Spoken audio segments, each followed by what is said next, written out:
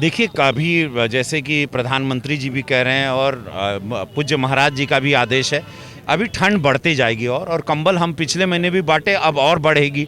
तो ये कंबल बांटने का सिलसिला होना चाहिए, अगर भगवान ने थोड़ा दिया है, क्योंकि कुछ गरीब लोग नहीं अफोर्ड कर पाते। कोरोना काल में सरकार अनाज भी दे रही, तो कंबल भी है, तो कंबल की व्यवस्था भी कर रहे हैं हम लोग। जो हो रहा है, अगर किसी के द्वारा हो रहा है या स्वयं के बाद, लेकिन ये कि गरीबों की मदद करने के लिए हम सब लोगों को आगे आना चाहिए और उसमें किसी को पीछे नहीं हटना चाहिए। खासकर सारे अफसरान जो हमको सुन रहे हैं, सारे पुलिस प्रशासन भी, कि अगर कोई भी आपको सड़क पे सोया हुआ दिखे तो जैसे कि मुख्यमंत्री जी का आदेश है कि तुरंत उसको रैन बसेरा में ले जाएं। वहाँ पे सारी व्यवस्थाएं हैं, ठंड में किसी की मृत्यु ना हो, ये सख्त आदेश है मुख्यमंत्री जी का।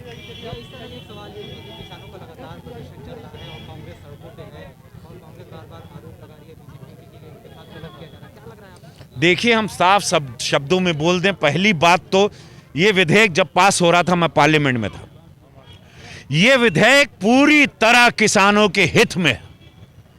ये कांग्रेस इसमें कुछ भी गलत सोच रही है। इन लोग इन्हीं के दौरान सबसे ज्यादा किसान आत्महत्या किए।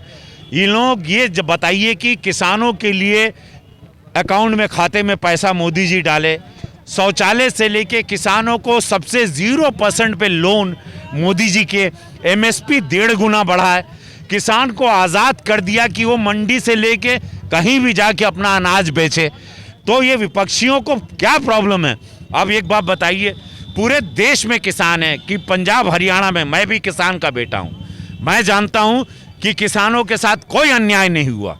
मेरी माँ अब किसानी करती है, मेरे पिताजी नहीं रहे। हम लोग गांव देहात के लड़के हैं, हमको पता है कि पहले क्या मूल्य मिलता था, एमएसपी क्या मिलती थी, और हम लोग कैसे बंधुआ मजदूर हो जाया करते थे कि एक ही आदमी को हमको बेचना, वही प्राइस तय करता था। अब हमको जो बेचना, हमको सरकार को बेचें, किसी को बेचें, हम पंजाब में बेचें, महाराष्ट्र में बेचें, हम जौनपुर से बनारस में बेचें, गोरखपुर में बेचें, जहाँ हमको प्राइस अच्छा मिलेगा हम अनाज वहाँ बेचेंगे।